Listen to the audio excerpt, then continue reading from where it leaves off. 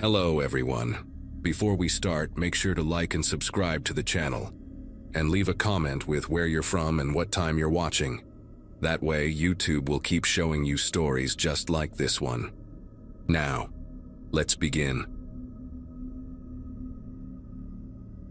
The headlights of my Ford pickup swept across the driveway as I pulled in around 11 that Thursday night in October. I'd been putting in overtime at the warehouse for weeks, trying to save up enough to finally fix the roof before winter hit Colorado Springs hard. My wife Diane had taken the kids to her mother's place in Denver for the week, something about needing space to think about our marriage, which left me alone in that old two-story house my father had left me when he passed in 2014. The silence in the empty house had been getting to me lately, so I'd been staying late at work just to avoid it. As I cut the engine and grabbed my thermos from the passenger seat, movement in my peripheral vision made me pause. Someone was standing at the edge of my driveway, perfectly still, just watching my house like they were studying it for a test. It took me a second to recognize him in the darkness, but when I did, my whole body tensed up like I'd touched a live wire. Craig Novak, my next-door neighbor from before everything went to hell, was standing there in a worn denim jacket and jeans that hung loose on his frame. Prison had taken at least 30 pounds off him, and his hair, which used to be this wild mane he was so proud of, was now buzz-cut short and gray at the temples. He must have gotten out recently because I hadn't seen him around, and trust me, I would have noticed. The last time I'd seen Craig was 7 years ago when they loaded him into the police car after what he did. That night changed everything for my family. My dad never fully recovered from the head injury Craig gave him with that baseball bat during his drunken rampage, and watching him deteriorate over the following years, until his death was probably the hardest thing I've ever had to endure.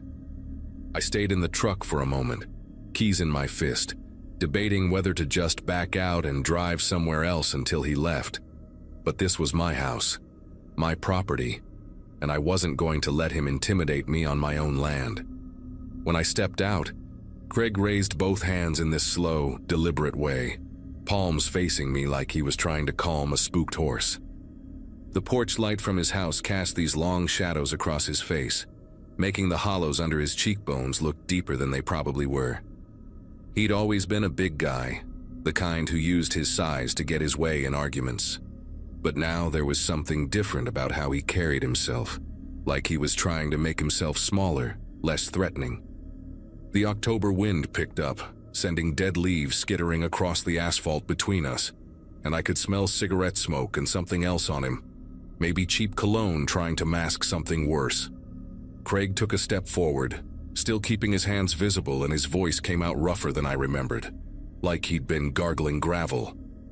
He said he'd been out for 3 weeks, staying at a halfway house downtown at first, but he'd moved back into his old place just yesterday because his mother had kept up the payments while he was gone.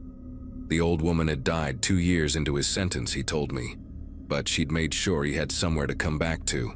He kept talking, saying he'd found God inside, that he was in AA now, that he understood what he'd taken from me and my family. Every word sounded rehearsed, like he'd practiced this speech in the mirror 100 times.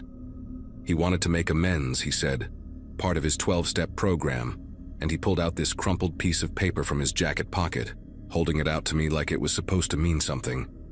I didn't move to take it, just stood there with my truck door still open behind me, ready to bolt if necessary. The paper fluttered in his hand as the wind picked up again, and I could see writing on it, probably some letter his sponsor made him write or something. Craig's eyes kept darting between my face and the ground, never quite settling on either. And there was this twitch in his left cheek that hadn't been there before. When I didn't take the paper, he slowly lowered his hand and shoved it back in his pocket, but he didn't leave.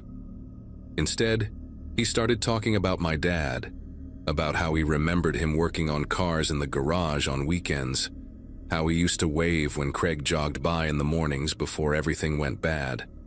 He said my father was a good man who didn't deserve what happened, and that he thought about that night every single day in his cell. The streetlight buzzed overhead, casting this sickly orange glow over everything, and I noticed Craig's knuckles were scarred in ways they hadn't been before, covered in these white lines that looked like a roadmap of violence. I finally found my voice and told him to get off my property, that whatever program he was working didn't require my participation or forgiveness. My words came out steadier than I felt, but my jaw was clenched so tight I could hear my teeth grinding. Craig nodded like he'd expected this, backing away with his hand still raised, saying he understood, that he'd be next door if I ever wanted to talk. But then he said something that made my chest tighten. He mentioned he'd noticed my tool shed door had been open earlier that day when he was moving boxes in, and he'd closed it for me to keep animals out. I hadn't been home all day, and I always locked that shed because that's where I kept my father's tools, the ones he'd collected over 40 years of working construction. The thought of Craig anywhere near those tools, touching things that belonged to my dad, made me want to put my fist through something. After he disappeared into his house, I went straight to the shed with my phone flashlight, my breath coming out in white puffs in the cold air. The padlock was still there, locked like I'd left it that morning, but when I opened it and stepped inside, something was wrong. The tools were all there, hanging on their designated hooks just like my father had organized them. But his favorite hammer, the Estwing with the leather-wrapped handle he'd bought in 1975, was on the workbench instead of its hook. A thin layer of dust on the bench showed the outline where it had been placed recently. My father never left tools out, and neither did I. It was like muscle memory to put everything back exactly where it belonged. I picked up the hammer, feeling its familiar weight, and noticed something else. There were fresh scratches on the wooden handle, like someone had been gripping it too tight or maybe practicing swinging it. The next few days passed in this weird state of hypervigilance where I found myself checking locks twice, 3 times, before leaving for work. I installed a cheap security camera from Walmart, one of those that sends alerts to your phone, pointing it at the shed and driveway. Craig kept his distance, but I'd see him sometimes through the kitchen window, sitting on his porch smoking cigarettes and staring at nothing, or at least pretending to. Then things started disappearing. First, it was small stuff I could almost explain away.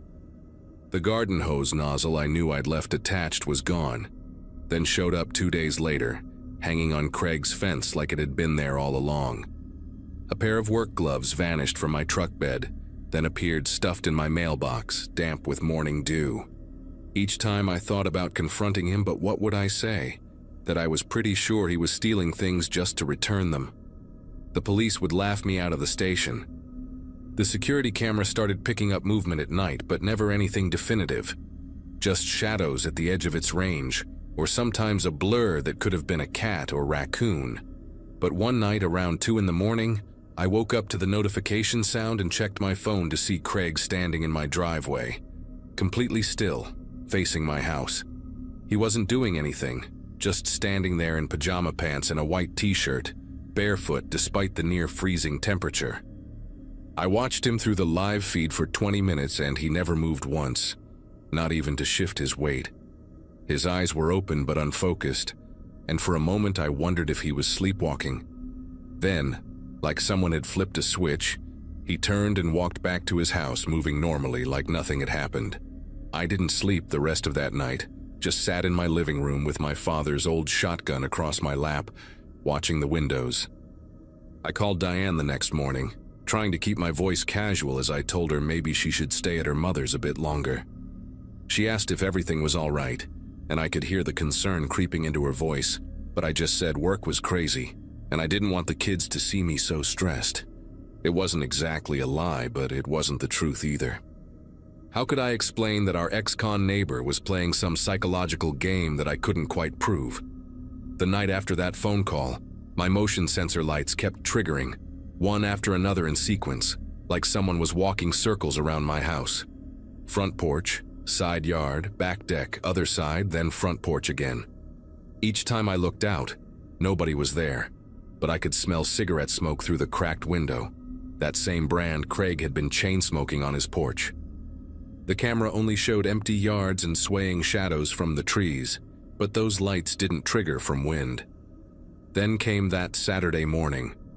I'd actually managed to sleep for a few hours, exhaustion finally overwhelming paranoia. when I heard something scratching at the front door. Not knocking, scratching like a dog wanting to be let in. When I looked through the peephole, nobody was there, but there was something white on the porch.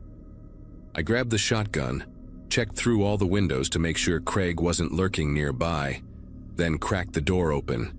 It was a piece of notebook paper, folded once, weighted down with a rock from my own garden. My mouth went dry as I picked it up and read the single line written in pencil, the handwriting shaky like someone had written it with their non-dominant hand. I still remember that night too. That's all it said, but it was enough to make my knees weak. Because Craig had been blackout drunk that night 7 years ago. So drunk he claimed in court, he didn't remember anything about attacking my father. His whole defense had been built on that claim, that he had no memory of breaking down our back door and coming after my dad with the bat from my own garage. I went straight to Craig's house, not even bothering to put on shoes, pounding on his door hard enough to shake the frame. When he answered, he looked genuinely confused, his hair sticking up at odd angles like he'd just woken up. He was holding a cup of coffee in one hand and wearing reading glasses I'd never seen before, looking for all the world like any harmless middle-aged man on a Saturday morning. When I shoved the note in his face demanding to know what kind of sick game he was playing, he squinted at it, then looked back at me with what seemed like real bewilderment. He swore he didn't write it, said he'd been at his AA meeting until late last night and had his sponsor's number if I wanted to verify. He even offered to show me his notebook where he kept his step work, holding it out with hands that weren't shaking at all. The handwriting in his notebook was completely different, neat and precise where the note's writing was chaotic. But when he reached for the note to look at it closer, I saw something that made everything else fade away. Under his fingernails there was dust, the same distinctive reddish construction dust that covered everything in my father's tool shed. I backed away from his door without saying another word, my mind racing faster than my feet as I crossed back to my property. Craig called after me, asking what was wrong, still playing his innocent act. But I didn't turn around. Inside my house, I called my old friend Tom, who worked for the sheriff's department, told him everything that had been happening, including the dust under Craig's nails. Tom listened without interrupting, then said something that changed everything. There had been 3 other reports in the past 2 weeks from families in the neighborhood, all describing similar experiences with items being moved, notes being left, someone standing in their yards at night. The thing was, Craig had solid alibis for all of those incidents, verified by multiple witnesses at his halfway house or AA meetings. Tom asked me to check something, to look for any medications in my bathroom that might have been moved or tampered with. That's when I found it. My prescription sleep medication that I'd stopped taking months ago was nearly empty when it should have been almost full. Tom came by that afternoon with another detective, and they found something I'd never have thought to look for. There were small holes drilled in the fence between Craig's yard and mine, painted over to match the wood, but positioned perfectly to watch my house from his bedroom window. They also found a journal in Craig's room, hidden inside an old heating vent, where he'd documented everything about our family for years before he went to prison, including detailed observations about my father's routines, my work schedule, even notes about which lights we left on at night. The really sick part was that he'd been planning this since before he got out, had written about how he was going to make me understand what it felt like to lose someone slowly, to watch them deteriorate like my father had. But he'd been smart about it, making sure he had alibis, probably using the sleep medication he'd been stealing to make sure I'd be groggy enough not to catch him. The dust under his nails was his only mistake, probably from his last visit to the shed that morning before I confronted him. They arrested Craig that evening for criminal harassment, breaking and entering, and theft of prescription medication. As they led him to the police car, he didn't say a word, just stared at me with this blank expression that was somehow worse than anger would have been. His lawyer got him a plea deal for 2 years with mandatory psychiatric treatment, which seemed like nothing compared to what he'd put me through. But at least it got him away from my family. I changed all the locks, installed a real security system, and patched every one of those holes in the fence myself. Diane and the kids came home the following week, and I told her everything, showed her the police reports and the photos of Craig's journal. She held me for a long time that night, both of us realizing how much worse it could have been if I hadn't noticed that dust under his fingernails. The house feels different now, even with Craig gone. Sometimes I still check the locks 3 times before bed, and I replaced every tool in that shed. Couldn't stand touching the ones he'd handled. But the worst part is knowing he'll get out again someday, and that journal showed he's patient enough to wait years for his revenge. Tom told me Craig's obsession started because my father had called the cops on him once for a domestic dispute years before the attack, something I never even knew about. Such a small thing that led to all of this. I've been teaching Diane how to use the security system and bought her pepper spray for her keychain.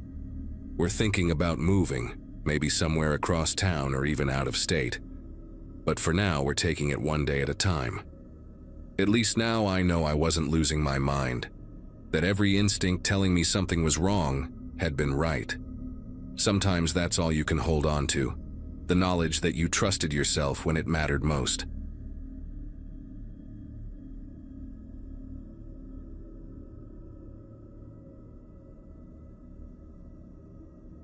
The cardboard boxes were still stacked against the living room wall when Brandon first knocked on our door that September afternoon. My roommate Kevin and I had just signed the lease 3 days earlier, desperate to find something affordable after our previous landlord decided to sell. The place on Willow Court wasn't much to look at, just a standard 2-bedroom in a complex built sometime during the Reagan administration, but the rent was manageable and it was only 20 minutes from both our jobs. Kevin answered the door while I was untangling Ethernet cables, and I heard this overly enthusiastic voice introducing himself as our across-the-hall neighbor. When I walked over to say hello, Brandon was holding a casserole dish covered in aluminum foil, grinning like we were long-lost relatives at a family reunion. He was probably mid-40s, wearing a polo shirt tucked into khakis that looked like they'd been ironed with military precision, and he had this way of maintaining eye contact for just a beat too long. Kevin and I exchanged glances while Brandon launched into a detailed history of every tenant who'd lived in our unit for the past 6 years. He knew their names, their jobs, where they'd moved afterward, even what kind of car the previous couple drove. The casserole dish grew heavy in his hands as he talked, but he never set it down, just kept holding it out like an offering, while describing how quiet the building usually was, how the mail carrier came at exactly 2:15 every day except Sundays, how the dumpsters got emptied on Wednesdays at 6 in the morning sharp. When he finally handed over the casserole and left, Kevin immediately Googled whether you could hide cameras in food. We laughed about it then, joking that we'd already found the complex's resident weirdo. The casserole was actually pretty good, some kind of chicken and rice thing with too much cheese, and we figured Brandon was just lonely. Lots of single middle-aged guys get awkward around people, especially younger folks who remind them of what they used to be. Neither of us touched the second casserole he brought the next day. The gifts started appearing about a week later. First, it was a 6-pack of craft beer left on our doormat with a sticky note that said, "Noticed you guys carrying Sierra Nevada upstairs. Thought you might enjoy these." The thing was, we'd carried those beers up at 11:30 at night after a late grocery run. Then came the magazine subscriptions we never ordered, all addressed to us, but clearly paid for by someone else. Sports Illustrated for Kevin because Brandon had seen him wearing a Lakers jersey once. Wired for me after he'd spotted an old Arduino kit through our window when the blinds were cracked. Each gift came with these little notes demonstrating just how much attention he was paying to our daily routines. He knew Kevin left for his shift at the hospital at 6:45 each morning. He knew I worked from home on Fridays and always ordered Thai food from the place on Riverside Drive. The notes were always cheerful, always signed with a smiley face, always written in this perfect elementary school teacher handwriting that made my neck tense up. Kevin started keeping a log after Brandon showed up at his gym across town. Not the community center 5 minutes away, not the Planet Fitness by the grocery store, but the specific CrossFit box in Northside where Kevin had been going for months before we moved.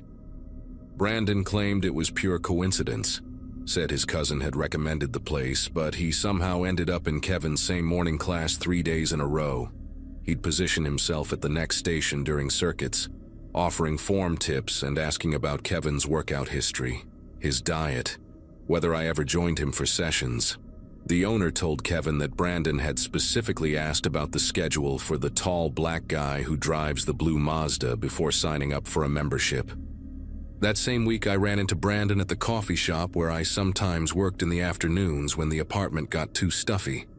He walked in carrying a laptop I'd never seen him use before, acted surprised to see me there, then sat at the table directly behind mine for 3 hours without ordering anything after his initial coffee. We decided to talk to the property manager after the laundry room incident. It was a Monday night, close to 2 in the morning, and I couldn't sleep because of a project deadline. I figured I'd throw in a load of clothes since no one else would be using the machines at that hour. The laundry room was in the basement, lit by these harsh fluorescent tubes that made everything look greenish, and you had to walk past the storage units to get there. I was loading quarters into the washer when I heard breathing behind me. Brandon was standing in the doorway wearing pajama pants and a white undershirt, holding an empty laundry basket. No detergent, no clothes, just the basket pressed against his stomach. He said he couldn't sleep either, asked if I wanted company while my clothes washed. When I said I was heading right back upstairs, he mentioned that Kevin had seemed stressed lately, wondered if we were having roommate problems, if maybe I needed someone to talk to about it. The whole time he was blocking the doorway, not aggressively, just standing there like he'd forgotten how doorways worked. I had to say excuse me 3 times before he stepped aside. The property manager, Nancy, acted like we were overreacting until we showed her Kevin's log. 3 pages of dates and times, Brandon appearing at the mailboxes whenever we checked mail, Brandon carrying groceries to his door at the exact moment we'd come home from shopping, Brandon taking out trash that couldn't have been full because he'd emptied it 12 hours earlier.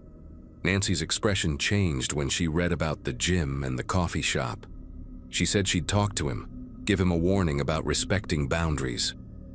2 days later, Brandon knocked on our door to apologize. He brought homemade cookies this time, chocolate chip with walnuts, and his apology was so detailed it became its own form of harassment.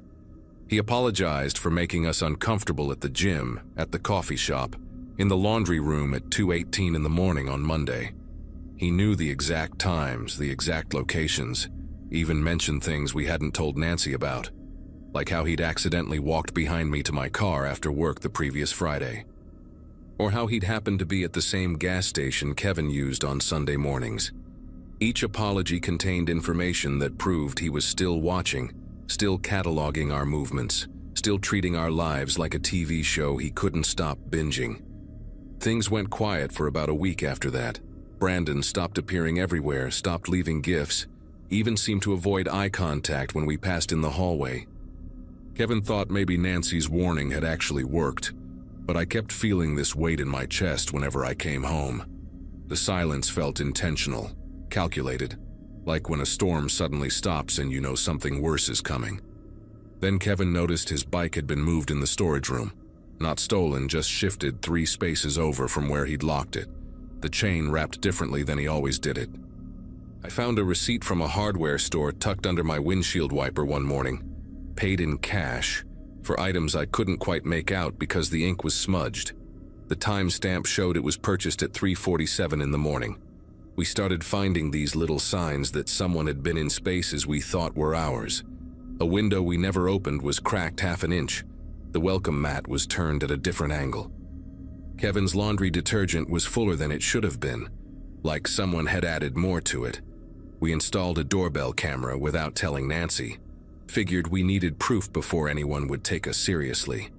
The first few nights showed nothing unusual, just us coming and going, the occasional delivery driver, a few other tenants passing by. But on the 4th night, the motion sensor triggered at 3:22 in the morning.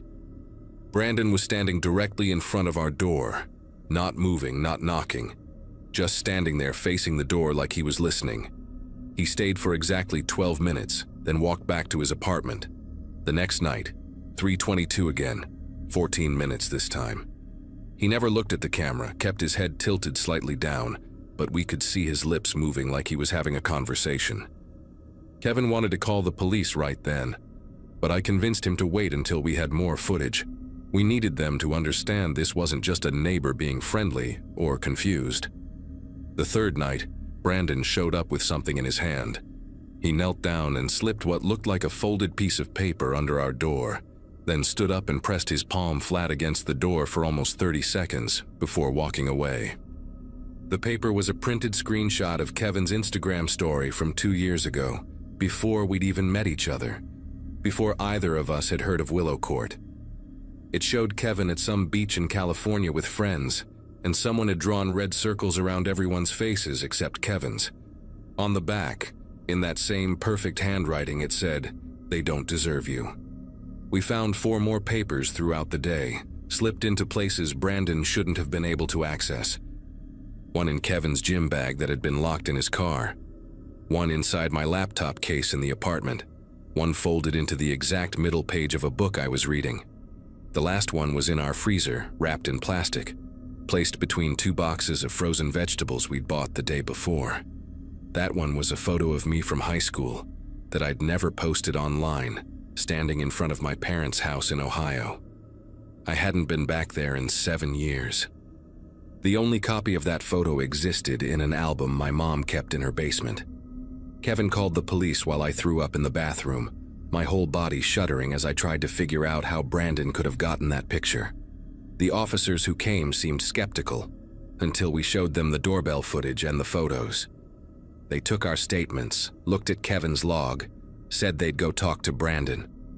We watched through the peephole as they knocked on his door across the hall. No answer. They knocked again, announced themselves, waited. After 10 minutes, they told us Brandon wasn't home and they'd try again later. But 20 minutes after the police left, we heard Brandon's door open and close. He'd been in there the whole time, just refusing to answer. That night, neither of us slept. We pushed the couch against the door and took turns staying awake. Kevin with a baseball bat he'd bought that afternoon, me with my phone ready to call 911. Around 4 in the morning, we heard footsteps in the hallway that stopped right outside our door. The doorbell camera alert went off on my phone. Brandon was back, but this time he was holding something up to the peephole. It was another photo, this one of Kevin and me inside our apartment, taken from a high angle like it was shot from the ceiling, showing us watching TV on the couch just 2 nights earlier. Kevin lost it. He yanked the couch away from the door and stormed into the hallway, but Brandon was already gone. That's when Kevin looked up at the smoke detector mounted between our door and Brandon's. Something seemed wrong about it. The LED light that usually blinked green was dark, and the casing looked slightly newer than the one further down the hall. Kevin grabbed a stepladder from our apartment and climbed up while I held it steady. When he popped open the detector's cover, a small camera fell out and dangled by its wire. Not just a basic camera either, but something sophisticated with night vision capabilities and a wide-angle lens. We checked the other detector near the stairwell and found another one. These weren't just watching our door, they were angled to see through the gap under it when we opened it, to catch glimpses inside our apartment. Kevin called 911 while I ran to Nancy's unit and pounded on her door until she answered in her robe.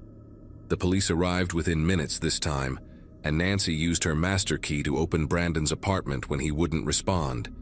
The place was empty. Not just that he wasn't home, but completely empty. No furniture, no clothes, nothing except hundreds of photos taped to every wall. The photos covered 3 years of Kevin's life and 18 months of mine, long before we'd moved to Willow Court. Pictures from grocery stores, from previous apartments, from family gatherings we'd attended in different states. There were detailed notes written directly on the walls in permanent marker, documenting our routines, our preferences, our relationships. One wall was dedicated entirely to analyzing Kevin's workout schedule and dietary habits. Another mapped out my work patterns and coffee shop visits across 3 different cities I'd lived in. The police found Brandon's real name was Aaron Fitzgerald, and he'd been renting the apartment for 4 years, going through tenant after tenant, selecting certain ones to document. They found external hard drives with thousands of hours of footage from the smoke detector cameras and others he'd hidden in the laundry room vents and stairwell emergency lights. Nancy broke down crying when she realized he'd been doing this under her watch. We stayed in a hotel that night while the police processed the scene.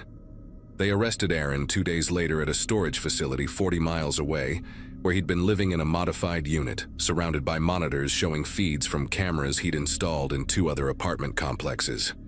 We moved out before the week ended, broke our lease without penalty, and found a house to rent on the other side of the city. Sometimes I still check doorways twice and look up at smoke detectors longer than I should, but at least now when someone knocks on our door with cookies, it's just a neighbor being friendly.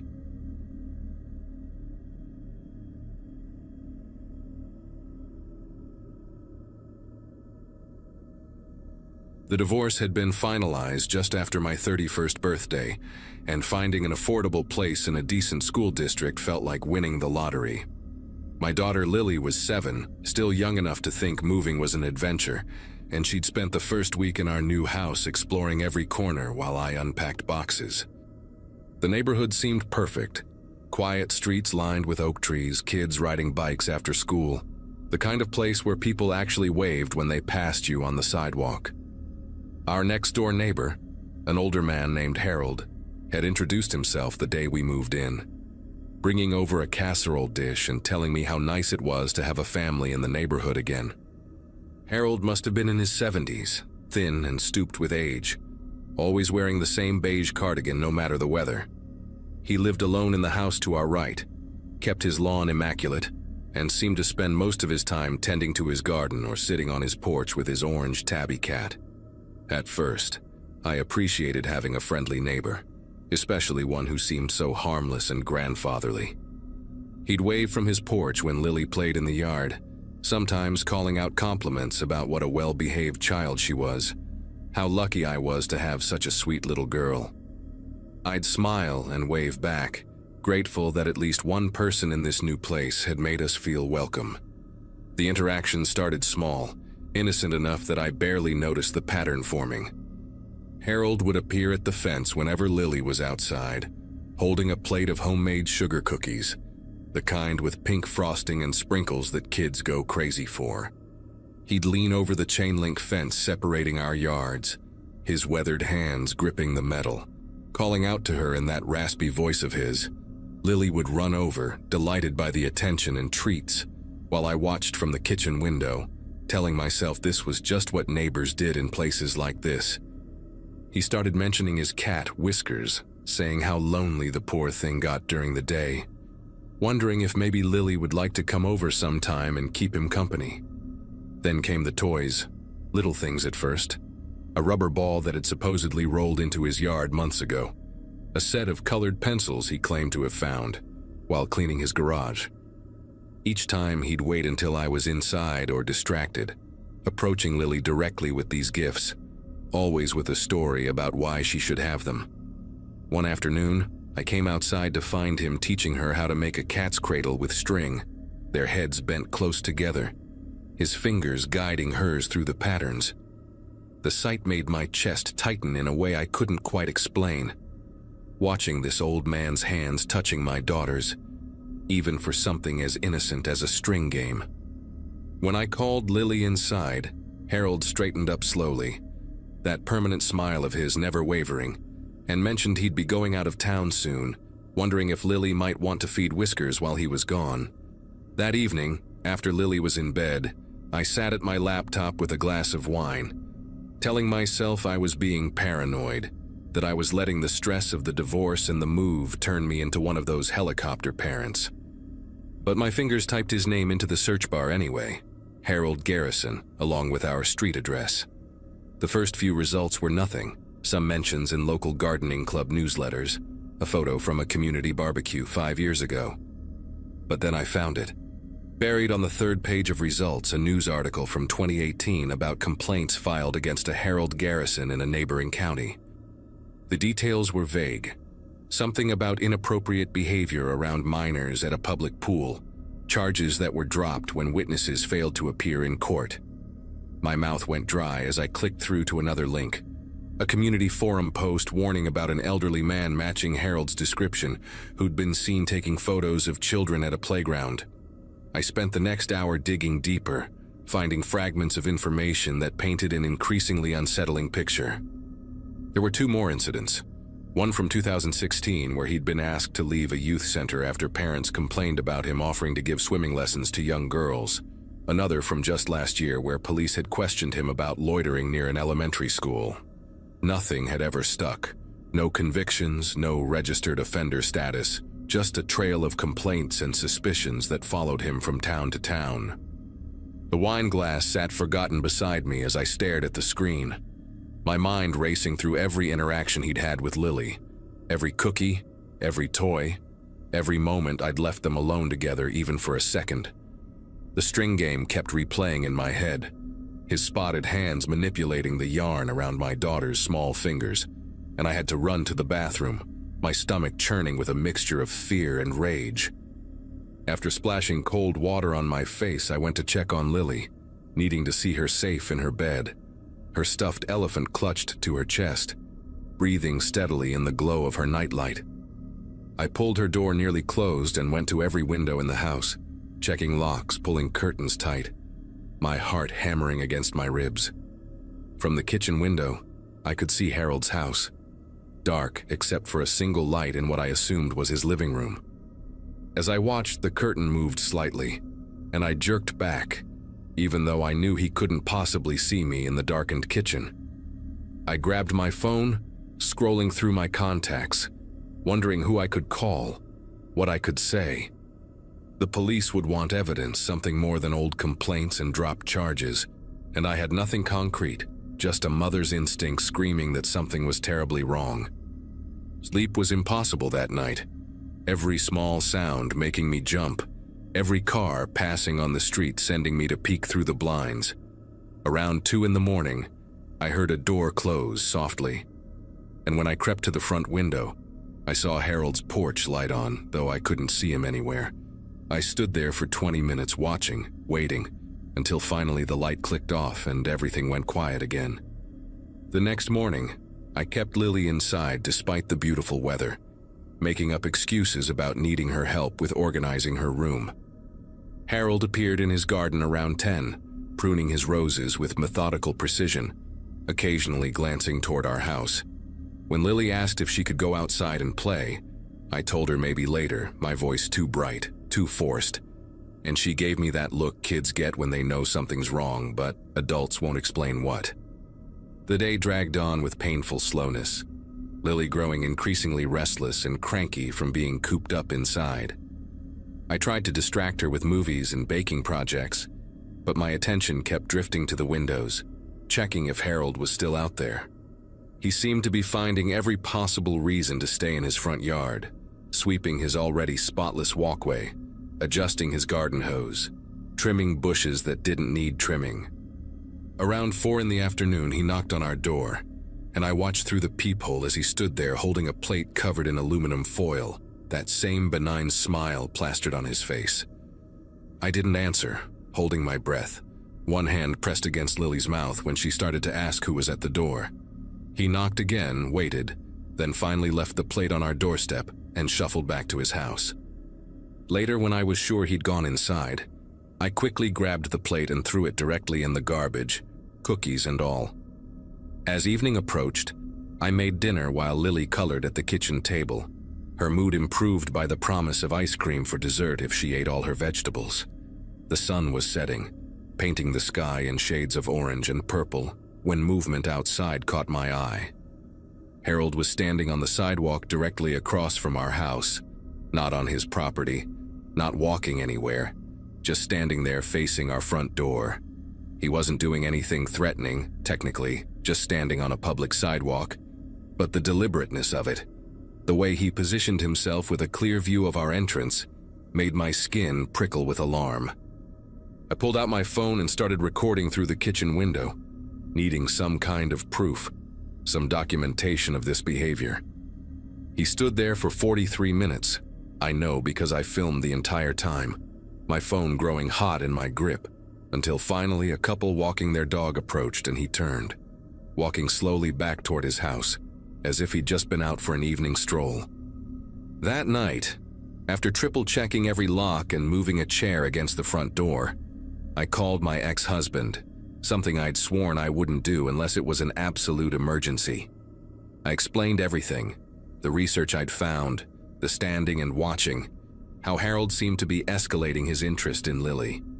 My ex listened, then said what I knew he would say, that without concrete evidence, without Harold actually doing something illegal, there wasn't much anyone could do. He suggested I install security cameras, maybe talk to other neighbors, see if anyone else had noticed anything strange.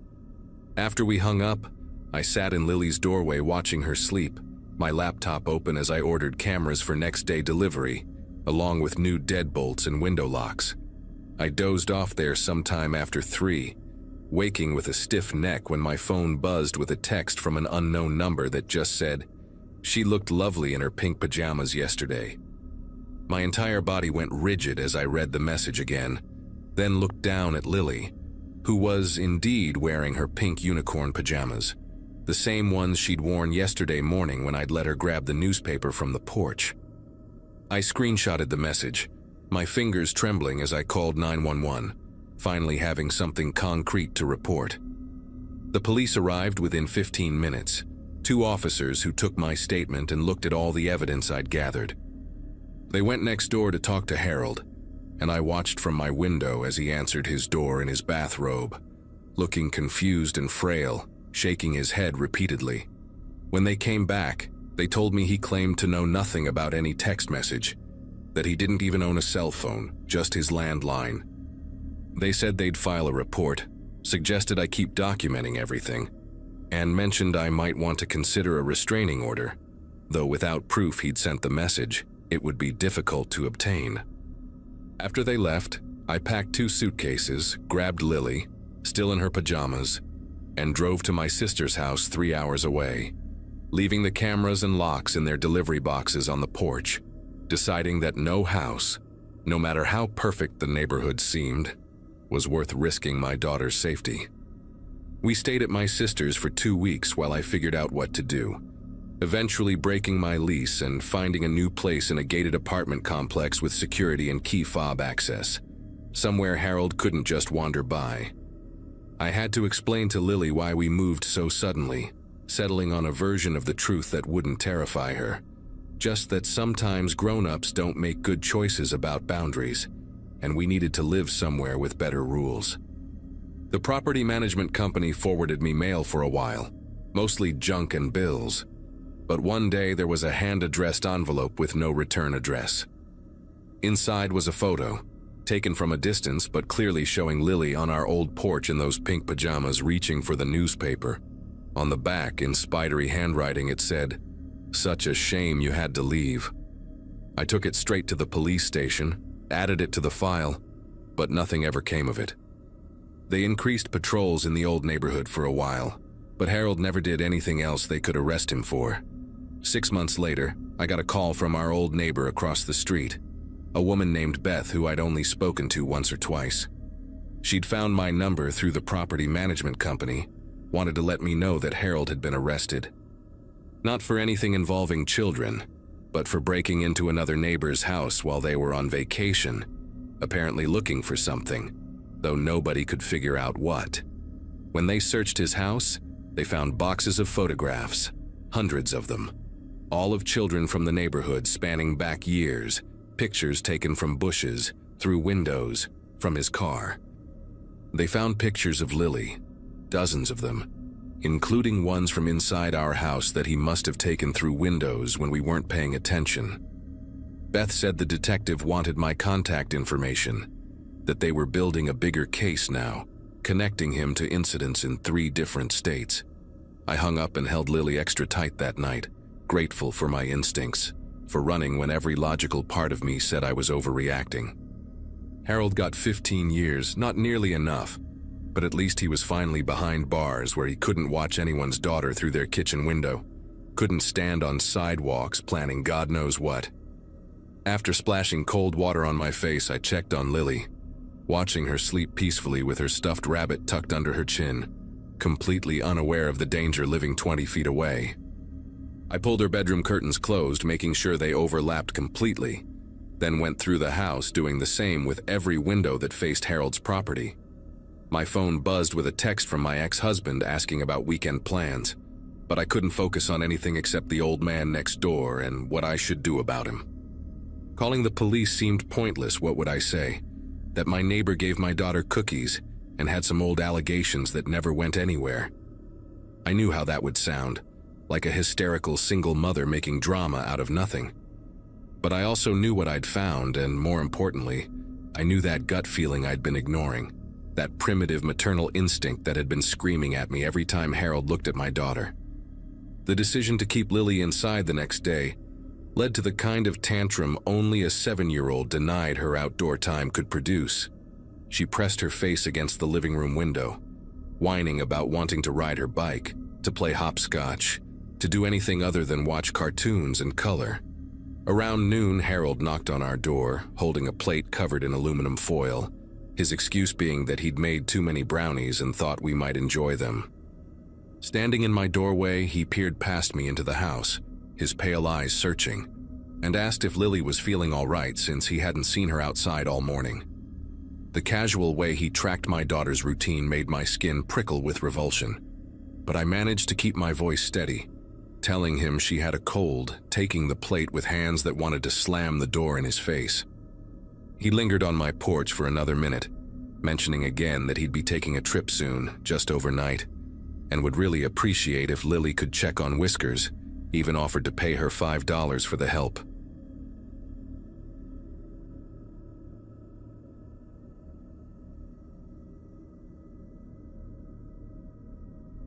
The lease paperwork from 2016 still sits in my desk drawer, right next to the pepper spray my mom bought me when I signed it.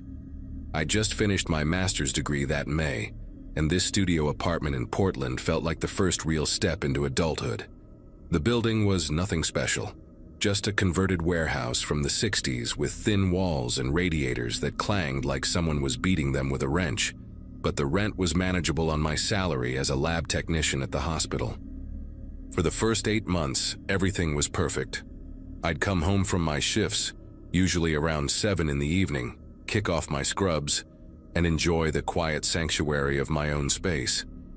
The only neighbor I ever noticed was Mrs. Huang across the hall, who'd sometimes leave containers of dumplings outside my door when she made too many. Then Walter moved into the unit directly below mine. I remember that Tuesday in January because I was carrying groceries up the stairs when I saw him for the first time, standing in his doorway watching the movers haul in a leather recliner that looked like it belonged in a hunting lodge. He had this way of standing that made him seem larger than he actually was, shoulders rolled forward, arms crossed tight against his barrel chest. His hair was thinning on top but long in the back, greasy strands that touched his collar, and when he smiled at me, only half his mouth moved, like the other side was holding on to some private joke. I nodded politely, shifted my grocery bags to one arm to wave, and immediately regretted it when he took it as an invitation to introduce himself.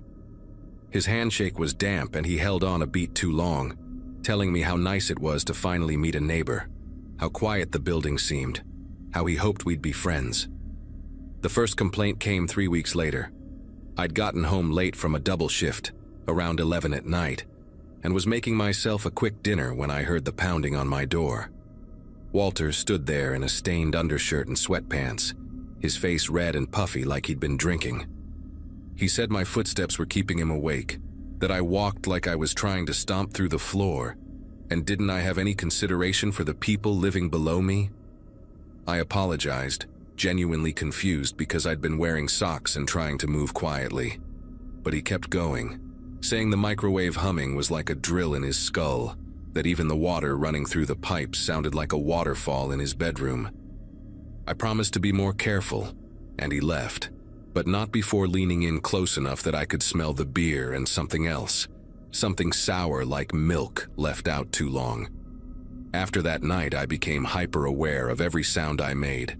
I started taking my shoes off in the hallway, tiptoed everywhere like I was walking on glass, even stopped using my microwave after 9. But the complaints kept coming.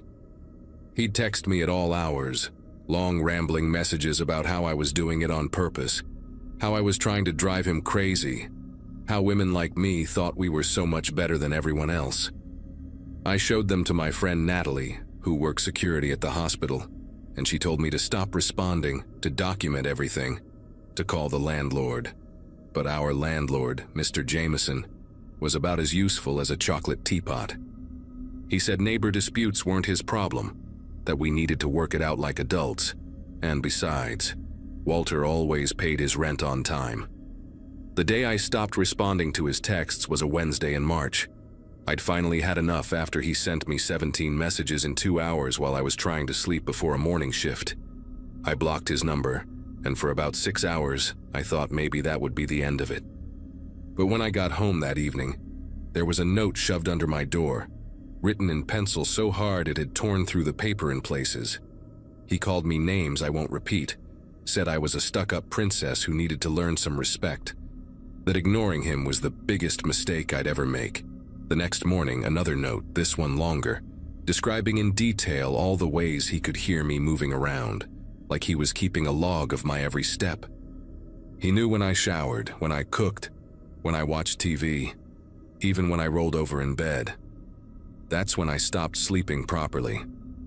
I'd lie there in the dark, straining to hear any sound from below, wondering if he was awake too, listening to me breathe. I bought a white noise machine, but it made things worse because then I couldn't hear if someone was at my door. I started sleeping on my couch instead of my bed, thinking maybe he couldn't hear me as well from the living room. But the notes kept coming, each one angrier, more unhinged, accusing me of deliberately tormenting him with my existence. He'd slip them under the door at random times, and I'd hear his footsteps on the stairs, heavy and deliberate, like he wanted me to know he was there. Sometimes I'd find them when I left for work at 6 in the morning, meaning he'd been up all night writing them, or worse, waiting for the right moment to deliver them. I finally called the police on a Saturday afternoon after I found a note that made my stomach turn to ice. He'd written about how thin the floors were, how he could map out my apartment just by listening, how he knew exactly where my bed was positioned because he could hear the frame creak when I got in. The 2 officers who showed up looked bored before I even finished explaining. They said, unless he made a direct threat of violence, it was a civil matter. One of them, Officer Murphy, actually suggested I try being friendlier, maybe bake him some cookies, work things out neighbor to neighbor. They did knock on his door, but Walter didn't answer, and they shrugged and left. 20 minutes after their patrol car pulled away, I heard him laughing through the floor, this low, grinding sound that went on until I grabbed my keys and left, spending the night at Natalie's place. The tapping started the following Monday night. At first, I thought it was the pipes or maybe a mouse in the walls, just this soft, rhythmic sound coming from somewhere near my bedroom. But it was too regular, too deliberate, tap, tap, tap, pause, tap, tap, tap, like someone knocking politely on a door. I followed the sound, pressing my ear to different spots on the floor until I realized it was coming from directly under my bed. My apartment had hardwood floors with a few area rugs, and when I got down on my stomach with my phone flashlight, I could see between the old floorboards and spots. The tapping stopped the second I got close, like whatever was making it could sense me there.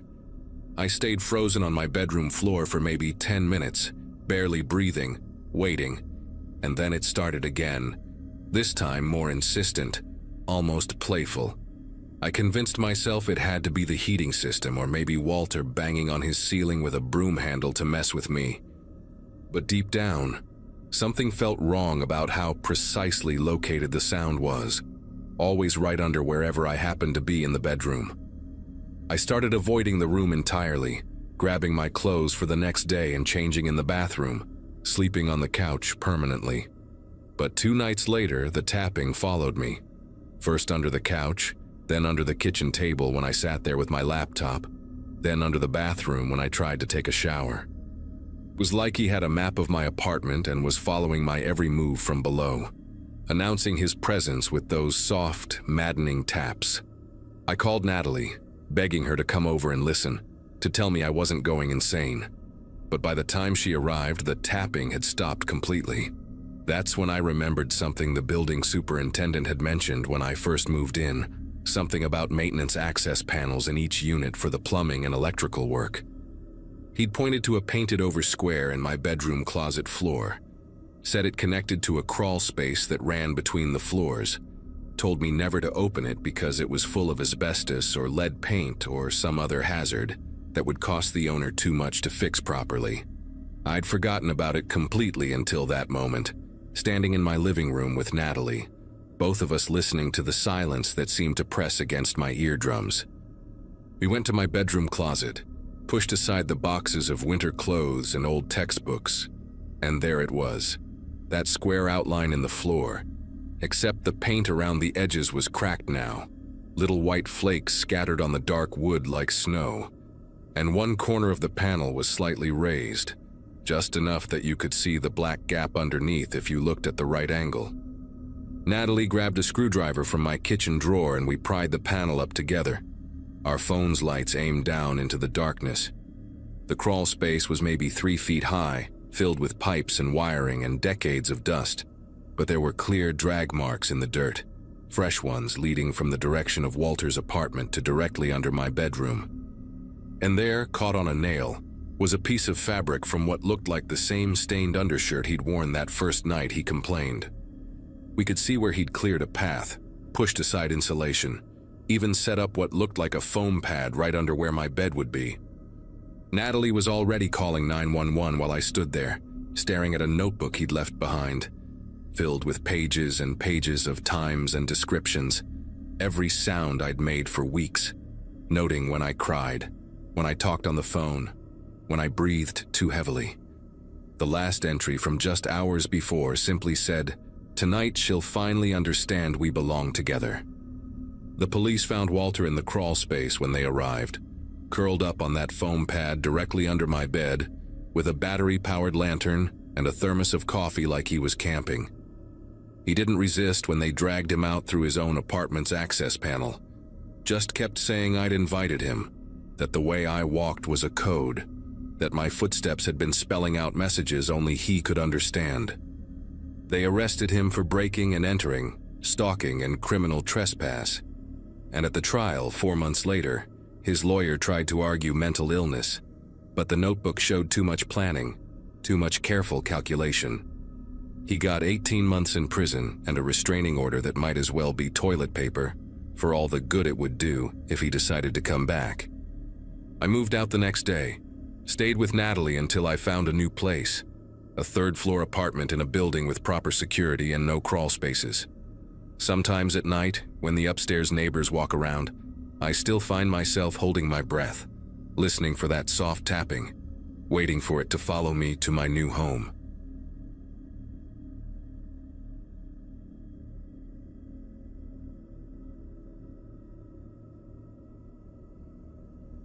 Finding a place we could actually afford felt impossible until we stumbled across that duplex listing in early April. My girlfriend Ashley and I had been sharing a cramped studio since she finished her nursing degree, and we were desperate for space where we wouldn't trip over each other constantly. At 29, I was finally making decent money as a tax preparer, enough that splitting rent on a 2-bedroom didn't seem like financial suicide anymore. Ashley worked rotating shifts at the hospital, 12 hours that left her exhausted, but paid well enough to cover her student loans and still have something left over. We toured the place on a Saturday morning, and within an hour we were signing papers with the landlord, an older guy named Frank, who kept emphasizing how quiet the neighborhood was. He mentioned our neighbor would be sharing the other half of the duplex, some guy named Douglas who'd been there for years and never caused any problems. Moving day came 2 weeks later, and we spent that entire weekend arranging furniture and arguing about where to hang pictures. Ashley had this collection of framed botanical prints from her grandmother that she wanted everywhere, while I just wanted somewhere to put my gaming setup without getting lectured about the mess of cables. We could hear our neighbor through the shared wall, especially at night when everything else got quiet. Footsteps creaking on floorboards, moving from room to room in patterns that seemed almost mechanical, like he was following the same path over and over. His television stayed on constantly, that pale flickering light visible through our bedroom blinds at 3, 4, 5 in the morning. Ashley said maybe he had trouble sleeping or worked from home on some weird schedule. We figured everyone had their quirks, and at least he wasn't throwing parties or playing drums. About 3 weeks after moving in, we finally saw Douglas for the first time. I was hauling garbage bags to the curb on a Wednesday evening when he emerged from his side door carrying his own trash. He moved in this careful, deliberate way, like someone recovering from surgery or afraid of pulling a muscle. Mid-40s maybe, wearing a faded polo shirt and khakis that looked like they'd been washed 100 times. His hair was combed straight back with so much gel it looked wet, and he had these thick glasses that magnified his eyes to an uncomfortable size. When he noticed me, he stopped mid-step and just stared for a moment before offering this tight nod.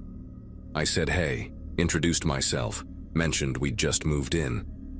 He kept nodding while I talked, his mouth slightly open like he was about to respond but couldn't quite form the words. Finally, he muttered something about keeping the noise down after 10 and hurried back inside.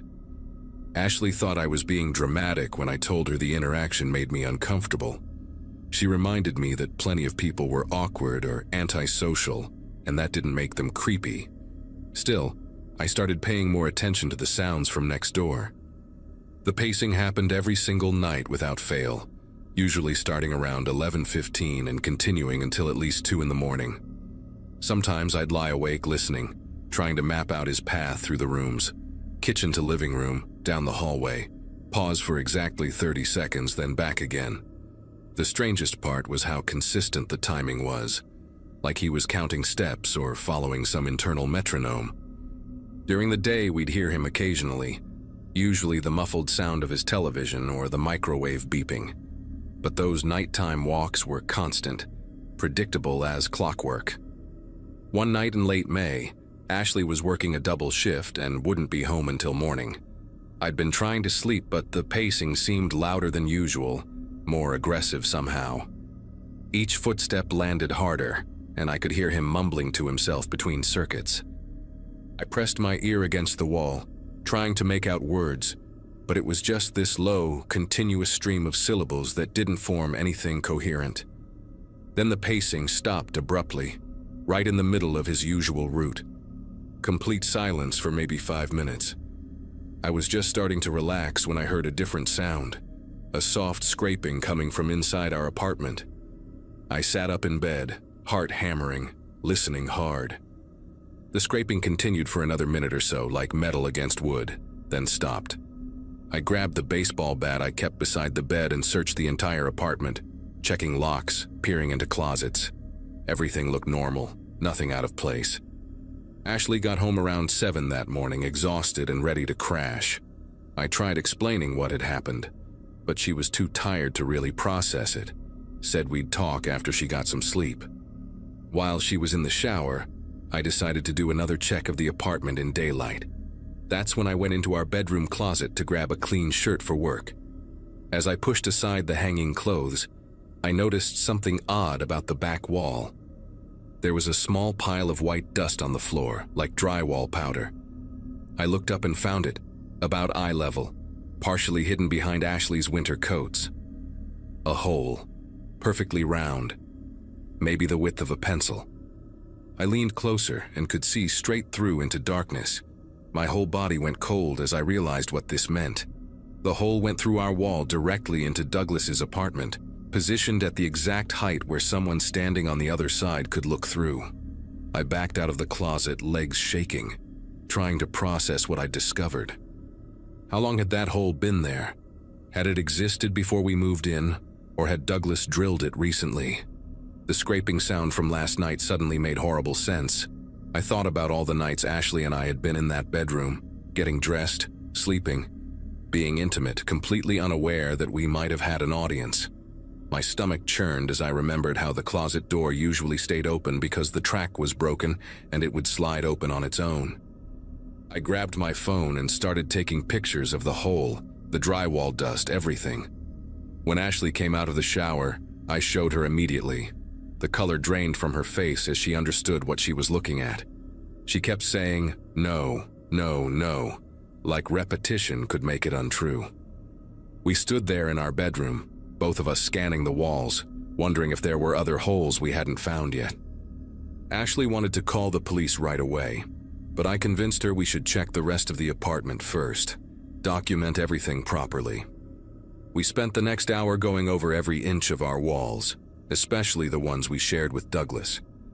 We found 2 more holes, one in the bathroom behind the toilet, another in the living room concealed behind a bookshelf we'd pushed against the wall. Each one was the same size, drilled with precision, angled slightly downward like whoever made them had been standing while looking through. The bathroom one was the worst because it had a clear view of the shower. Ashley started crying when she saw it, realizing how exposed we'd been. I felt rage building in my chest, this hot, violent feeling I'd never experienced before. This man had been watching us, violating our privacy in the most intimate moments of our lives. The pacing at night took on a whole new meaning now. Was he walking from hole to hole, checking on us like we were animals in a zoo? We called the police around 9 that morning. 2 officers showed up within 20 minutes, a younger guy who looked fresh out of training, and an older woman who'd clearly seen everything in her years on the job. They took our report, examined the holes, took their own photos. The older officer, Sergeant Martinez, asked if we'd noticed anything missing, or if Douglas had ever tried to make contact beyond that one encounter by the garbage. We told her about the pacing, the constant television, how he'd been doing this routine every single night. She nodded like she'd heard similar stories before, which somehow made it worse. They went next door to talk to Douglas, but he didn't answer. His car was in the driveway, that beige sedan that looked like it hadn't been washed in years, but no amount of knocking got a response. Sergeant Martinez said they'd need a warrant to enter without probable cause of immediate danger, but they could start the paperwork based on what we'd shown them. Frank, our landlord, arrived about an hour after the police left. He looked genuinely shocked when we showed him the holes, kept apologizing and saying Douglas had been there for 8 years without a single complaint. He authorized us to break our lease immediately, no penalties, and said he'd return our full deposit that day. He also mentioned something that made my skin prickle. The previous tenants, a young married couple, had broken their lease after only 2 months. They'd been vague about why, just said the place wasn't working out.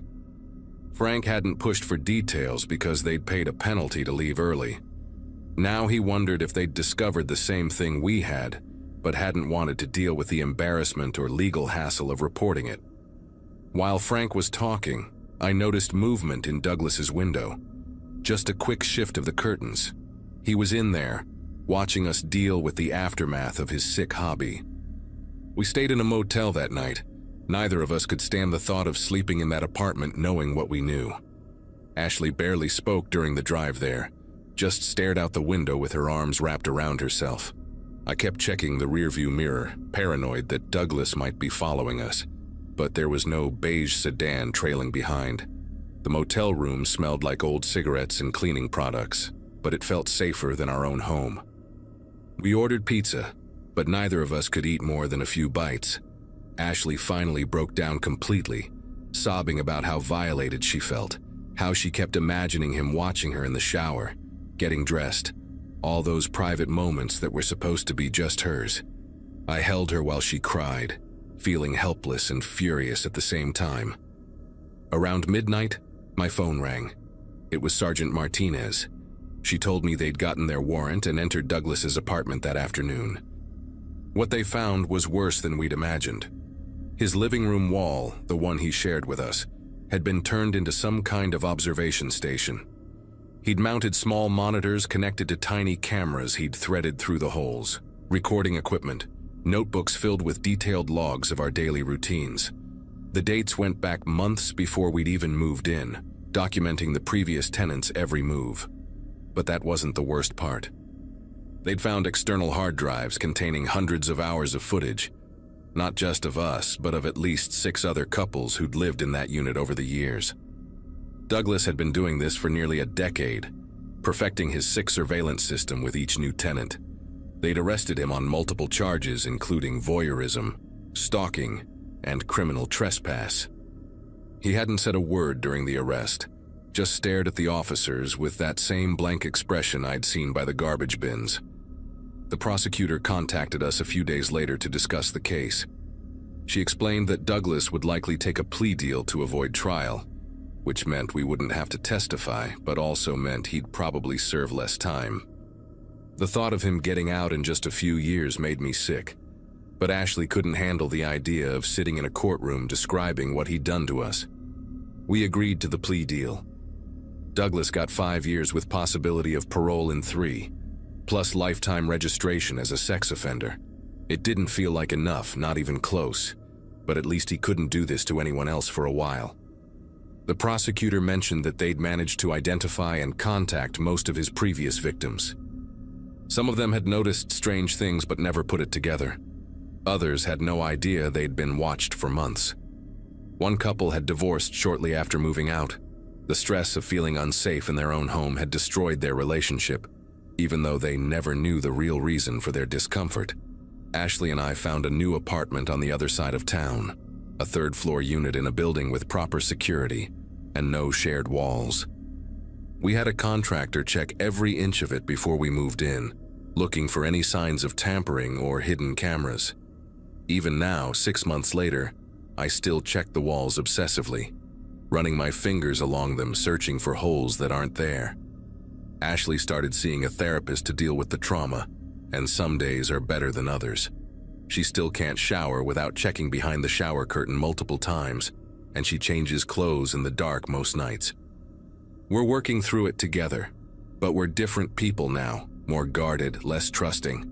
Sometimes I wake up at 11:15 and listen for footsteps that never come, my body still trained to Douglas's schedule. I know he's locked up, I know we're safe, but that knowledge doesn't stop the feeling that somewhere, somehow, we're still being watched. The detective told me they never figured out why Douglas did it. He never offered any explanation, never showed any remorse. "Some people are just broken in ways we'll never understand," she said, "and all we can do is try to protect ourselves from them." I think about that a lot, about how evil can live right next door, separated by nothing more than a thin wall and a few inches of insulation, pacing back and forth in the dark, watching, always watching.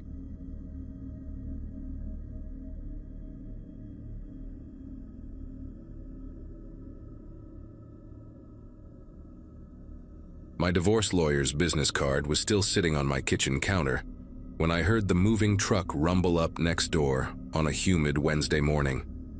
6 months of staring at that empty house through my home office window had made me paranoid about every little sound at night, so seeing actual people carrying furniture inside felt like winning a small lottery. I grabbed a 6-pack of beer from my fridge and walked over around noon, figuring it was the neighborly thing to do. Michael Anderson answered the door with paint smeared on his forearm, his wife Laura behind him unwrapping dishes from newspaper, and their teenage son Justin hauling boxes marked garage up from the basement. Medical equipment sales, elementary school teacher, high school junior. They laid out their life stories between sips of beer while we sat on their still plastic-wrapped couch. Laura kept apologizing for the mess while Michael told me about their last place in Michigan, how they'd needed a fresh start after some family drama with Laura's parents. Justin barely looked up from his phone except to ask if I knew any good spots to skateboard, which I didn't, but I appreciated him trying to engage with the old guy next door who was probably his dad's age, class of '05, making me feel every one of those years since graduation. Everything about them screamed normal suburban family for those first few weeks. Michael washing his SUV every Sunday morning, Laura planting marigolds along their front walk, Justin shooting hoops in their driveway after school. I work from home doing technical writing for a software company, basically translating engineer speak into human language, so I had a front row seat to their daily routines from my desk. October rolled in with early frost warnings, and I was actually sleeping well for the first time since signing those papers that split everything down the middle. Until that Saturday night, when metal scraping against dirt pulled me out of a dead sleep at 2:30 in the morning. My bedroom faces their backyard, and through the gap in my curtains I could make out this yellowish light, like from those portable work lamps contractors use. That steady, rhythmic digging sound kept going. Shk thud, methodical and purposeful. I lay there for 20 minutes trying to convince myself they were just putting in fence posts or planting a tree. But who does yard work at 2 in the morning, and why would they need to dig for over an hour straight without stopping? Sunday morning came and I expected to see fresh soil or some new garden feature in their yard. But when I casually walked along our shared fence line pretending to check my gutters, everything looked exactly the same. Michael was out there hosing down his SUV like always, whistling some tune I didn't recognize, and he gave me his usual wave with the chamois cloth in his hand. I asked him if he'd heard any raccoons last night, fishing for some explanation, and he just laughed and said they'd all been dead asleep by 9 o'clock.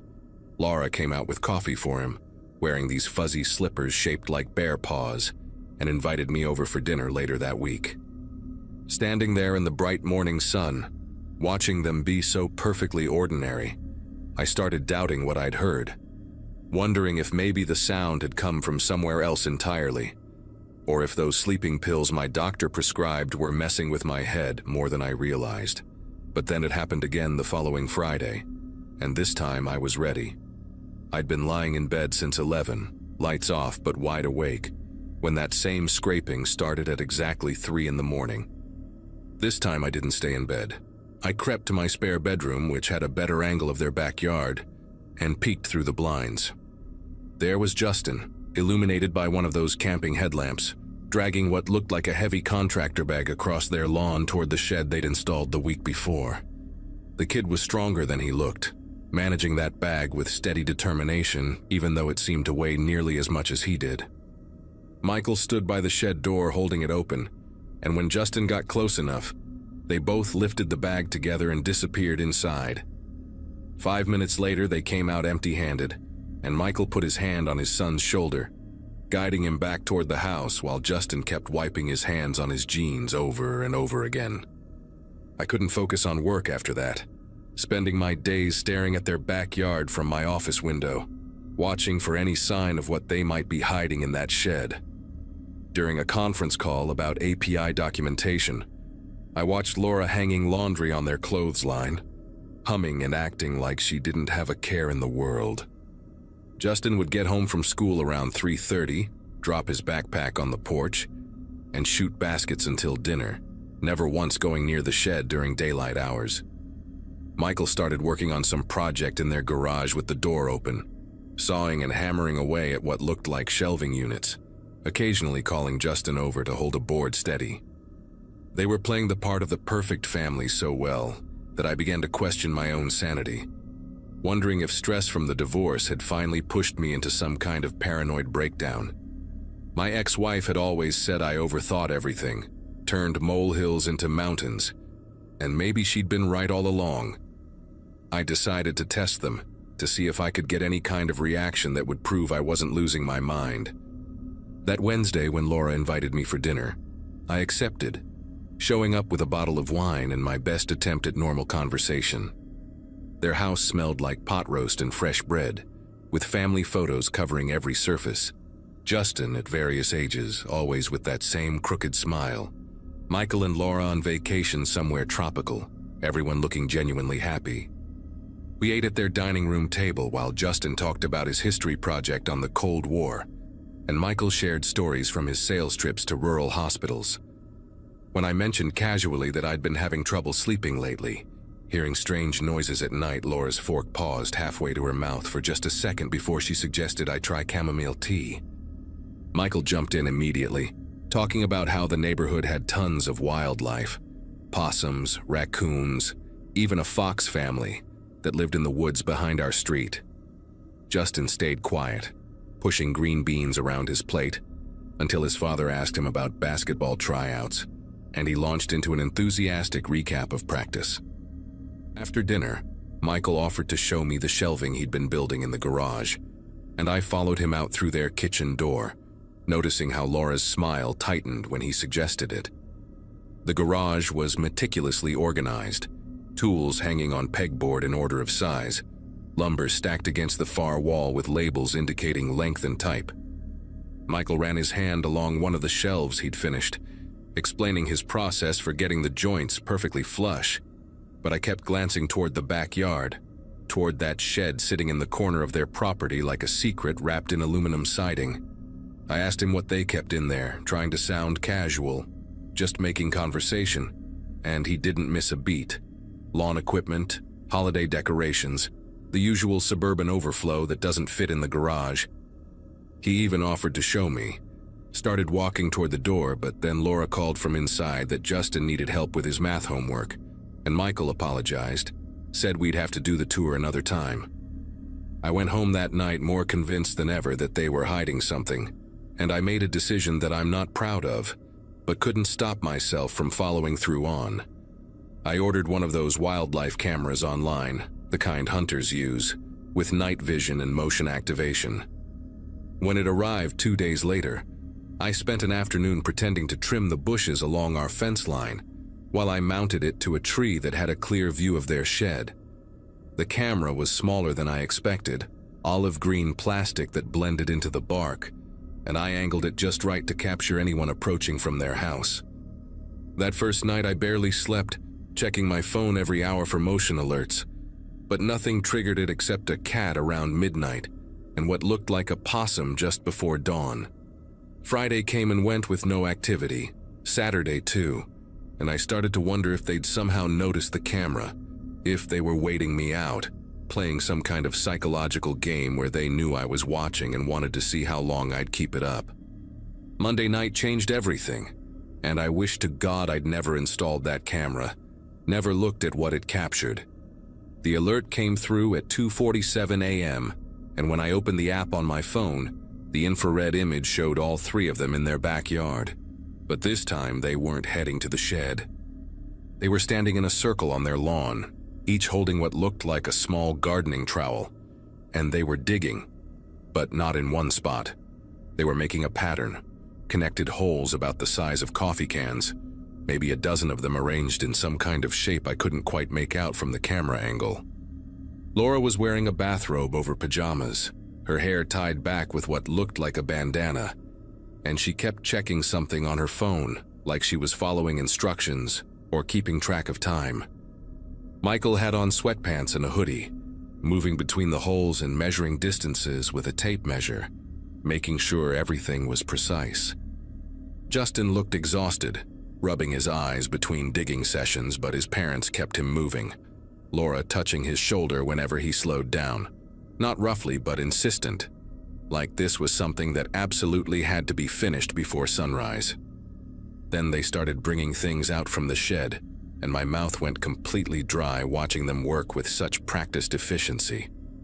First came small cloth bags, the kind banks use for coins, each one tied with colored string, red, blue, yellow, green, and they placed one bag in each hole with careful deliberation. Michael went back to the shed and returned with what looked like mason jars filled with dark liquid, and they poured a small amount from each jar onto the bags, the liquid soaking into the soil. The smell must have been strong because even Justin pulled his shirt up over his nose, and Laura turned her face away each time she poured. They worked in complete silence except for the occasional whispered instruction from Michael, and I realized they'd done this before, many times, because everyone knew exactly what their role was, when to move, where to stand. After the liquid came white powder from a plastic container, sprinkled over each hole like they were seasoning food. And then finally they began covering everything with dirt, patting it down flat, making the lawn look undisturbed. I sat there staring at my phone screen until the battery died, trying to process what I'd witnessed, and when I finally got up to plug it in, I noticed movement outside my window. Michael was standing at the fence line between our properties, just standing there in the darkness, facing my house. I couldn't see his expression, couldn't tell if he was looking at my window specifically or just staring at the house in general, but he stood there for what must have been 5 full minutes before turning and walking back to his house. The next morning I called in sick to work. Couldn't imagine trying to write documentation while knowing what my neighbors had buried in their yard. Around 10 o'clock, Laura knocked on my door with a plate of fresh muffins, blueberry with a crumb topping, and her smile was so warm, so genuine, that for a moment I almost convinced myself I'd dreamed the whole thing. She asked if I was feeling all right, said Michael mentioned seeing my lights on late last night, wondered if my insomnia was getting worse. I took the muffins, thanked her, told her I was fine, just work stress, and she patted my arm like a concerned mother before heading back to her house. That afternoon I couldn't stand it anymore and decided to check the fence line where I'd installed the camera, telling myself I was just making sure it was still hidden. But when I got to the tree, the camera was gone. Not damaged, not hanging loose, just gone, like it had never been there at all, and the only evidence it had existed was a small indentation in the bark where I'd secured the strap. I stood there running my fingers over that mark, and when I turned around, Justin was standing about 10 feet away, holding a basketball, just watching me. He didn't say anything at first, just bounced the ball once, twice, 3 times, the sound sharp in the quiet afternoon, and then he asked if I'd lost something, if I needed help looking for it. I told him no, just checking for damage from the storm we'd had last week, even though there hadn't been any storm, and he nodded slowly, said his dad was good with tree stuff if I needed help, then walked back to his driveway and continued shooting hoops like nothing had happened. That night I lay in bed with every door locked, chair wedged under the doorknob of my bedroom door, telling myself I was being ridiculous but unable to shake the feeling that they were done playing games with me. Around midnight I heard footsteps on my front porch, slow and deliberate, followed by a gentle knock. Not urgent or aggressive, just 3 soft taps like someone dropping by to borrow sugar. I didn't move, didn't breathe, just lay there listening as the knocking came again. Same pattern, same politeness. And then I heard Michael's voice, calm and friendly, asking if I was awake, saying he had something to show me in the shed, something that would explain everything. He waited maybe 30 seconds. Then I heard his footsteps moving away, down my porch steps, and the night went quiet again. I stayed frozen in that bed until sunrise, and when I finally worked up the courage to check my front door, there was a single manila envelope tucked into the frame. No name, no address, just sitting there waiting for me. Inside the envelope were photographs, dozens of them, all taken from angles that showed my house, my bedroom window, my home office, my backyard, even one through my kitchen window showing me making coffee. But the dates on the photos, the little timestamps in the corner, they were all from before the Andersons moved in, some going back months when the house was supposedly empty. The last photo in the stack showed me installing the camera on the tree, taken from behind, so close I could see the sweat stain on my shirt collar. On the back, someone had written in neat blue ink, "We were here first. We were always here. Stop looking or we'll have to stop being neighbors." I packed a bag that morning, threw it in my car along with my laptop and whatever clothes I could grab in 5 minutes, and drove to a motel 3 towns over. I called a real estate agent from the motel room, told them to list my house immediately, take whatever offer came first. I didn't care about the money anymore. The house sold in 2 weeks to a cash buyer who waived inspection, which should have been my first red flag, but I was too relieved to care. I signed the papers electronically, never went back to collect the rest of my things, just had a moving company pack everything up and put it in storage. Started over in a different state, got a small apartment near downtown where there were always people around, always lights and noise and activity. For months I'd wake up at 3 in the morning, heart racing, waiting to hear that scraping sound, but it never came. Slowly I started to convince myself that maybe I'd misunderstood everything. Maybe they were just eccentric people with weird hobbies. Maybe the photos had been taken by a previous owner or some real estate company doing market research. Then about a year later, I was mindlessly scrolling through news articles when I saw it. A story about human remains being discovered in Pine Valley Road during construction of a new development. The house next to mine had been demolished, and when they started excavating for the foundation, they found bones, lots of them, some dating back decades. The article mentioned that the previous owners, a family of 3, had disappeared without a trace, leaving no forwarding address, no trail to follow. I still think about the Andersons sometimes, usually when I'm trying to fall asleep and the room is too quiet. I wonder if they're out there somewhere, living next to someone else now, washing their car on Sunday mornings, bringing over casseroles, burying things in patterns under cover of darkness. I changed my name after I moved, deleted all my social media, got a new phone number, did everything I could to disappear, but sometimes I'll catch a glimpse of someone who looks like Michael at the grocery store, or hear a laugh that sounds like Laura's, or see a teenager bouncing a basketball with that same steady rhythm. Once, twice, 3 times. And I know it's not them. It can't be them, they don't know where I am. But I still leave the store immediately, still drive a different route home, still check my locks twice before bed. Because the thing that haunts me most isn't what they were burying or why they were doing it. It's that note, those 5 words that made everything clear. We were always here. They weren't the new neighbors moving in next to me. I was the one who'd moved in next to them. And whatever they were doing, whatever they were hiding, I'd gotten too close to something that was never meant to be found.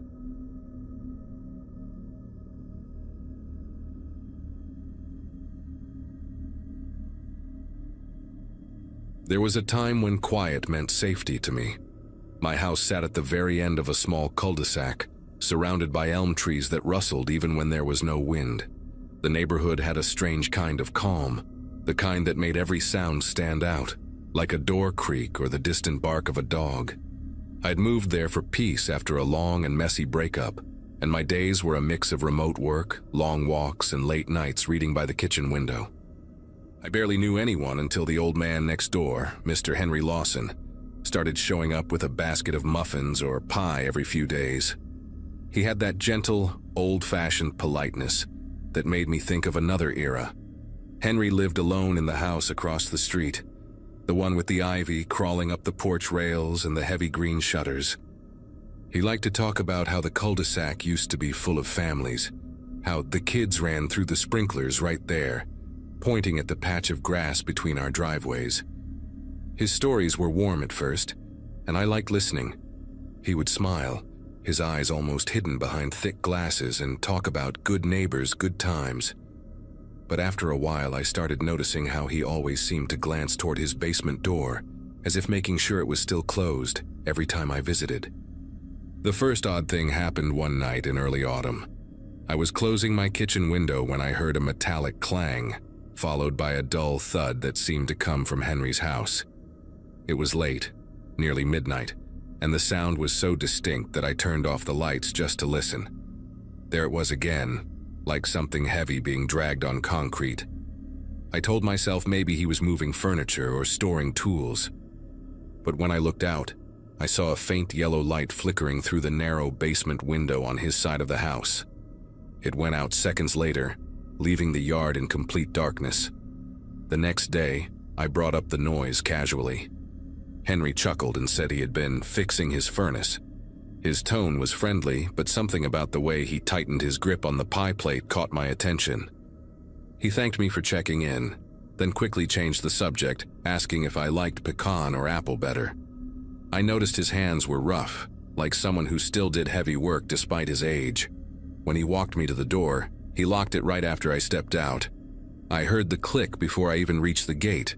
At the time, I laughed it off as an old man's habit, but that sound of the lock turning stayed in my mind longer than I wanted to admit. A few evenings later, I was walking back from the mailbox when I saw Henry outside, kneeling beside his garden shed. He was digging into the soil, carefully piling dirt into a wheelbarrow. When he noticed me, he smiled and waved, but there was something odd about how quickly he covered the hole with a tarp. I asked if he needed help, and he said it was just old pipes, his voice softer than usual. Behind him, the basement door stood wide open for the first time, and I caught a glimpse of stairs leading down into dim light. A chill went through me, not fear exactly, but a sense that I had stepped too close to something private. Later that night, it started again. Scraping, slow and rhythmic, followed by what sounded like muffled voices. I pressed my ear against the wall that faced his house and waited. For a moment there was nothing, and then 3 sharp knocks echoed through the quiet like someone hitting metal. I nearly called the police but stopped myself. How would that sound? My neighbor's basement is making noises? It felt ridiculous. So I sat there, lights off, watching that same narrow basement window glow faintly again. The light swayed as if someone was walking with a lantern. Curiosity eventually got the better of me. The next afternoon I made a reason to visit, returning his pie dish. He invited me in, cheerful as always, and I immediately noticed how cold the house was. It smelled faintly of bleach and old paper. We talked in the kitchen for a while until he excused himself to check something downstairs. I waited until I heard the lock click behind him before stepping quietly toward the hallway. The basement door was heavy, reinforced with a thick padlock that looked newer than the rest of the house. Beside the door, an old framed photograph caught my attention. Several people standing on the same street, all smiling. I recognized none of them except Henry, decades younger, standing right where my house would be built years later. That night, I searched for the street name online, just out of curiosity. What I found made my heart pound. A few old newspaper scans mentioned disappearances from this exact block, 3 different people, spread over 20 years. The reports were vague, mentioning no signs of forced entry and residents last seen near the end of the cul-de-sac. In 2 of the articles, the name Henry Lawson appeared as a witness who reported unusual noises, or was among the last to see the missing person. I stared at his picture in the article. The same calm expression, the same faint smile. I wanted to believe it was coincidence, but the more I read, the harder that became. The next morning, I saw him standing in his yard, trimming the hedges like any other day. The normalcy of it unsettled me. I could not stop thinking about those articles. I printed them out and kept them on my table, reading and rereading the lines that mentioned his name. At one point, I glanced out the window and realized he was watching me. Not directly. His head was tilted just enough that I could see the reflection of my house in his glasses. When our eyes finally met, he smiled and raised his hand in a slow, deliberate wave. That night, the noises started again, louder than before. Around 3 in the morning, I called the police. I told them there was a disturbance next door and that I believed someone might be hurt. They came within 20 minutes, 2 officers walking up his driveway with flashlights. I watched from my window as Henry opened the door in his robe, calm as ever. They talked for a few minutes. Then one of the officers laughed at something he said. After a short look around the backyard, they left. Henry stood there for a while after they were gone, just staring at my window before slowly going back inside. The next day, a pie tin sat on my porch filled with cookies and a small note that read, "No hard feelings, neighbor." I barely slept that week. I packed a small bag and decided to stay with a friend across town for a few days. But before leaving, I felt compelled to check something. The old police reports had mentioned a storm drain that connected several properties on our street, one entrance behind Henry's shed. I went out early that morning and walked around to the back of his fence. The air smelled damp, metallic. I found the drain partially hidden by vines and crouched down. Inside, barely visible in the dark, was the glint of a chain and something else. Fabric, pale and torn. I stepped back so fast I nearly fell, my heartbeat filling my ears. I moved out 2 weeks later. The house sold quicker than I expected, and I never went back to that neighborhood. I did call the police again, anonymously this time, and told them about the drain. Whether they ever looked into it, I will never know. Every now and then I search Henry Lawson's name online. Nothing new ever comes up.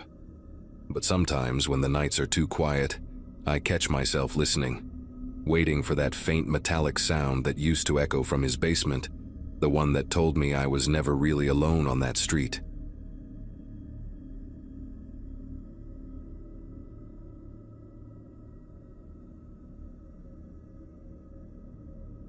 It started with something small, a cracked fence post between my yard and the man next door. I remember noticing it after a storm that had torn through the area overnight. The wooden panels leaned slightly toward my side, and when I mentioned it to him, He said it was probably my fault for letting my shrubs grow too close. His name was Howard, a retired mechanic who spent most of his days sitting on his porch with a can of beer. We weren't friends, but I had always tried to be polite. Until that day, we had never exchanged more than a few neighborly words. At first, I figured our little argument would blow over. People get touchy about property lines. I offered to split the cost of repairs, but he just walked away mid-sentence, muttering something I couldn't catch. A week later, I noticed he'd parked his old truck in a way that blocked part of my driveway. The next morning, there were dead potted plants tossed onto my lawn, their roots exposed, soil scattered like ashes. I didn't have proof it was him, but who else would do something like that? Things kept escalating in quiet, unsettling ways. The motion light above my garage started flickering every night, always around the same hour. I replaced the bulb, checked the wiring. It wasn't that. One evening, I caught him standing on his porch, staring straight at my kitchen window while I washed dishes. He didn't look away, didn't move, just stood there with this blank expression, his beer can resting against the railing. It wasn't rage on his face or even amusement. It was emptiness, like he was waiting for something.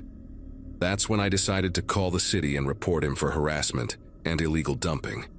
I didn't want to, but I was tired of feeling watched. The officer I spoke to said they'd send someone by to talk to him. For a couple of days, things were quiet. Then one night, the power went out across the whole block. I thought it was just another outage, until I saw a faint shape near the fence line, standing perfectly still, right inside my backyard. At first, I thought my eyes were playing tricks on me. The moonlight barely reached the backyard, but I could see enough to make out the outline of someone near the fence. I stood still by the window, hoping maybe it was a tree or a shadow from a neighbor's yard. Then it moved, slowly, deliberately, closer to the house. My heart pounded so hard I could hear it echoing in my ears. I didn't grab my phone right away because I didn't want to draw attention with the light. I just stayed there, watching, trying to convince myself it wasn't what it looked like. The figure stepped under the porch light, and even though the power was out, there was just enough glow from a nearby street lamp to see the jacket. It was Howard's. That same faded denim jacket he wore every day, the one with oil stains on the sleeves. He wasn't holding a flashlight. He wasn't holding anything. He was just standing there, facing the back door like he was waiting for it to open. I crouched down behind the counter, clutching my house keys so tightly they left marks in my hand. After what felt like forever, he turned toward the side gate. I heard the latch rattle, but it didn't open. I realized I had locked it earlier that evening. Thank God. Then came the sound of footsteps circling the side of the house, slow and dragging. My dog, Benny, started whining from under the table. He never barked, just whimpered, like he knew we weren't supposed to make a sound. I stayed crouched there, counting the seconds between each step until everything went silent again. Minutes later, the hum of the refrigerator kicked back in. The power had returned.